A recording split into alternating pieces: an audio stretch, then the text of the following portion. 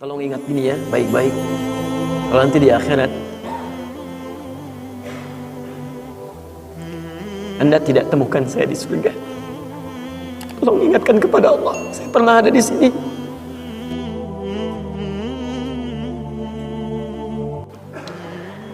Qala Rasulullah sallallahu alaihi wasallam, bersabda Rasulullah sallallahu alaihi wasallam fi marwahu Abu Sa'id Al-Khudri, pada hadis yang diriwayatkan oleh sahabat Abu Sa'id Al-Khudri radhiyallahu taala anhu, qala, beliau menyampaikan, qala Rasulullah sallallahu alaihi wasallam bersabda, lihat kalimatnya, bima makna, lihat saya langsung ke ujung hadisnya saja karena ini cukup panjang sekali. Hatta idza khalasal muslimuna, hatta idza khalasal mu'minuna minan nar, sampai ketika orang-orang beriman diselesaikan urusannya dari neraka, maksudnya hisab. Ya, saat dihisab sudah dipisahkan nih, orang beriman semua sudah masuk surga, siap masuk surga semua ya. Yang buruk-buruk masuk neraka, dah masuk ke neraka. Jadi kalau amalan Anda misalnya 50,001%, Masya Allah, maka Anda masuk ke dalam surga insya Allah, lebih banyak amal baiknya. Tapi kalau amalan jelek Anda misalnya 50,001%, amal baiknya 49,99, masuk ke mana? Ke neraka, walaupun cuma 0,01%. Yang jadi masalah sekarang 50%, amal baik 50, amal jelek 50, masuk ke mana? Taib. Nah itu belum ke surga dan tidak ke neraka. Lihat kalimat saya, belum ke surga, tidak ke neraka. Disimpan di tempat yang tinggi, yang bisa teramati keduanya. Bisa melihat ke surga, bisa terdengar jerit neraka. Kalau lihat udah nggak tega, udah nggak kuat ke neraka. Terdengar jerit neraka. Yaitu disebut dengan A'raf namanya, tempat tinggi yang bisa melihat keduanya. Disebut A'raf. Ya, makanya ada Quran surah Al-A'raf, Anda baca dari ayat 45-nya sampai dengan ayat ke-50-nya. Ada ashabul A'raf yang belum ke surga dan sangat ketakutan mendengar jerit-jerit neraka sehingga ingin mengharapkan rahmat Allah Subhanahu wa taala. Dia akan ditempatkan di situ di tengah-tengah nanti sampai selesai hisab. Begitu selesai hisab, dia memohon rahmat Allah, diberikan rahmat Allah, baru kemudian dimasukkan ke dalam surga. Kalau hisabnya misalnya berlangsung selama sehari, maka 1000 tahun dia nunggu di situ. Tayyib. Hatta idza khalasal mu'minuna minan nar, sampai ketika orang-orang beriman itu ya, mulai diselesaikan dari urusan nerakanya. Taib, sudah mulai masuk ke dalam surga. Ini sudah selesai, mau masuk ke dalam neraka. Dan dimasukkan, masuk semuanya. Apa yang terjadi? Ma minkum min ahadin bi ashaddi munashadatan lillahi fi istiqsa'il haqqi li ikhwanihi tayyib minal mu'minin lillahi minal mu'minin.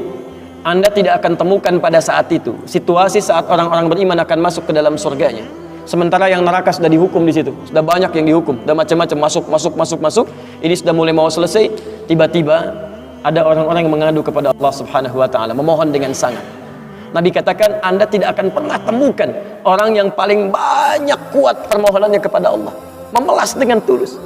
Asyaddu munasyadatan. Munasyadah itu sesuatu yang dimohonkan dengan sangat. Ya Allah, mohon ya Allah. Mohon ya Allah. Fawalladzi nafsi biyadi, sampai Nabi berkata, maka demi Allah yang jiwaku ada di tangannya. Ini Nabi bersumpah dengan jiwanya. Tidak pernah ada kalimat dalam hadis ya, kalimat seperti ini kecuali menunjukkan itu sangat serius. Ingat, sangat serius dan ada sesuatu yang penting di dalamnya. Nabi serius menyampaikan ini, kita jangan anggap bercanda gitu kan. Falladzi nafsi biyadi, maka demi jiwaku yang ada di tangan Allah Subhanahu wa taala, yang bisa diwafatkan kapan saja. Lihat kalimatnya, fayaqulu, maka mereka berkata, ya Rabbuna, wahai Rabb kamu, wahai Rabb kami yang tengah merawat kami di dunia, memberikan kecukupan, memaafkan kami, mengampuni kami, dan memberikan nikmat surga sekarang. Ya Rabbuna, wahai Rabb kami, hum ashabuna, mereka ada di antara teman-teman kami. Dalam kalimat yang lebih kuat, kalimat yang menggunakan ikhwan, kata ikhwan, hum ikhwanuna, mereka saudara-saudara kami ya Allah. Hum yasumuna ma'ana, ada orang-orang yang berpuasa bersama kami saat di dunia. Yusalluna ma'ana, kanu yusalluna ma'ana, mereka salat bersama kami saat di dunia. Jadi tiba-tiba ada sekelompok ikhwan yang datang kepada Allah, yang kehilangan saudaranya. Kok nggak ada di surga gitu kan? Ketika dia mau berangkat, padahal dulu punya cita-cita yang sama dan sebagainya, tapi karena bekalnya tidak cukup, sebagian ada yang masuk ke dalam neraka. Tiba-tiba mengatakan kepada Allah dengan permohonan yang sangat, ya Allah, saya kehilangan saudara saya. Ya Allah, saya kehilangan saudara saya. Ya Allah, dulu kami puasa sama-sama. Ya Allah, dulu kami sholat sama-sama. Ya Allah, dulu kami ibadah sama-sama. Ya Rabb, kami tidak temukan dia di sini. Ya Allah, mohon terus, mohon. sampai ketika puncak pada permohonannya, tiba-tiba Allah berfirman, akhriju man araftum. Hei para malaikat, keluarkan orang yang dikenali oleh orang-orang ini, yang disebutkan tadi. Keluarkan mereka dari neraka. Tiba-tiba dikeluarkan. Bertemulah orang-orang ini dengan temannya. Sampai Allah kemudian dengan rahmatnya katakan lagi, akhriju man kana fi qalbihi mithqala dzarratin minal iman. Keluarkan sampai yang ada titik terkecil iman dalam hatinya, keluarkan dari neraka. Bahkan hadis ini ada di Al-Bukhari nanti, ya ada di Al-Bukhari nomor hadis ke-14, posisi paling kiri sebelah bawah, ya, tayyib. Sampai mereka kemudian dikeluarkan dalam keadaan gosong, sudah mulai terbakar habis dan dimasukkan ke dalam surga kemudian. Setelah selesai hisabnya di dalam nerakanya, dikeluarkan dari situ. Jadi ada orang-orang yang dengan syafaat temannya bisa keluar dari neraka, masuk ke dalam surga, ada yang sama sekali tidak membantu itu. Ya, dosa-dosa yang begitu besar tidak bisa keluar dan kekal dia di dalam neraka. Walaupun dia merasa beriman kepada Allah, tapi digugurkan keimanannya dengan ibadah-ibadah yang melanggar ketentuan Allah, seperti syirik dan sebagainya. Tapi poinnya adalah tiba-tiba ada segolongan teman yang memohon kepada Allah Subhanahu wa taala, ya Allah, kami puasa sama-sama, kami ibadah sama-sama, kami sholat sama-sama ya Allah, cuman saya nggak temukan dia di sini. Itu indah. Nah, permohonan sesuatu untuk melengkapkan pada yang kurang disebut dengan syafa' namanya. Pelengkap yang kurang disebut dengan syafa'. Makanya di tarawih itu ada salat syafa'. Antum salat 11 rakaat, 2 rakaat penyempurnanya yang ke-10 disebut dengan syafa', 1 rakaat akhirnya disebut dengan witir. Ya, ada teman yang merasakan ada yang kurang nih ya Allah, begitu saya masuk, teman saya nggak ikut, saya ingin dilengkapi dengan itu ya Allah.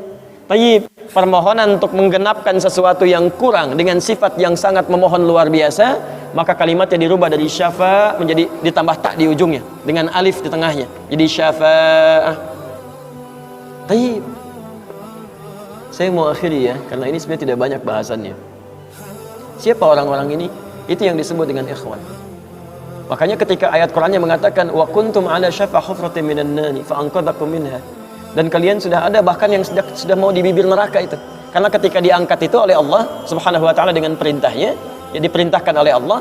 Tayyib, dalam bahasa hadisnya ada yang diangkat baru neraka itu masuk ke kakinya sampai ke betisnya, ada yang sudah masuk sampai ke punggungnya, ada yang sudah ke lehernya, dan ada yang sudah tenggelam di dalamnya. Tayyib, jadi ada yang baru di bibir neraka diangkat, ada yang baru sudah mau masuk ke neraka diangkat, ada yang sudah tenggelam diangkat, jadi macam-macam. Ya, fa asbahtum bi ni'mati ikhwana. Siapa yang bisa mengangkat itu semua? Di antaranya Allah berikan nikmat kepada Anda dengan dapatnya ikhwan-ikhwan dalam kehidupan. Cuma itu yang bisa menolong Anda di hari akhirat, teman-teman terbaik selain syafaat-syafaat yang lainnya. Ada orang mendekat kepada Al-Quran, ada orang sering bersalawat kepada Nabi, ada orang mendekat pada hukum-hukum Allah, ada orang-orang yang belum bisa maksimal menunaikan itu semua, dia cari teman-teman yang soleh yang menunjukkan pada kebaikan-kebaikan. Bukankah sering Anda dapati seperti itu? Mungkin Anda bersahabat dengan teman yang tingkat ibadahnya jauh di atas Anda. Anda masih sibuk dengan urusan dunia, tapi masih menunaikan sholat, masih puasa, tapi karena kesibukan dunia Anda, Masya Allah, kurang bekal ibadah Anda. Tapi beruntungnya Anda dengan punya teman yang soleh, berjamaah dengan imam yang soleh, puasa dengan dia, buka sama-sama, kadang sering ikut-ikut misalnya dalam ta'limnya, dalam macam-macamnya, Masya Allah.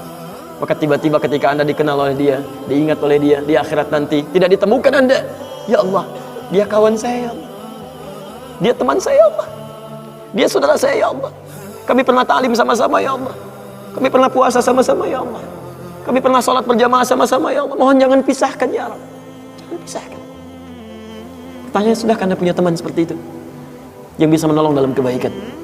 Kalau belum temukan, cepat cari mumpung masih hidup, sebab kalau sudah kehidupan itu berakhir, tidak mudah untuk menemukannya. Maka pastikan di kantor Anda, teman Anda bisa membawa Anda ke surga. Pastikan di rumah Anda, pasangan hidup Anda adalah teman yang bisa membawa Anda ke surga.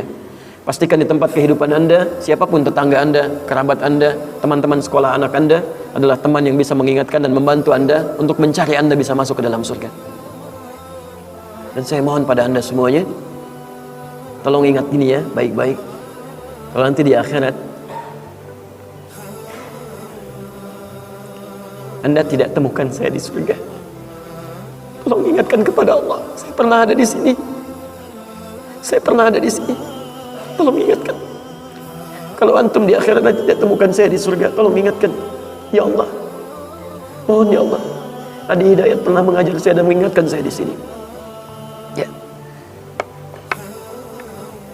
Subhanakallahumma wa bihamdika asyhadu an la ilaha illa anta astaghfiruka wa atubu ilaik. Wa akhiru da'wana alhamdulillahi rabbil alamin. Assalamualaikum warahmatullahi wabarakatuh.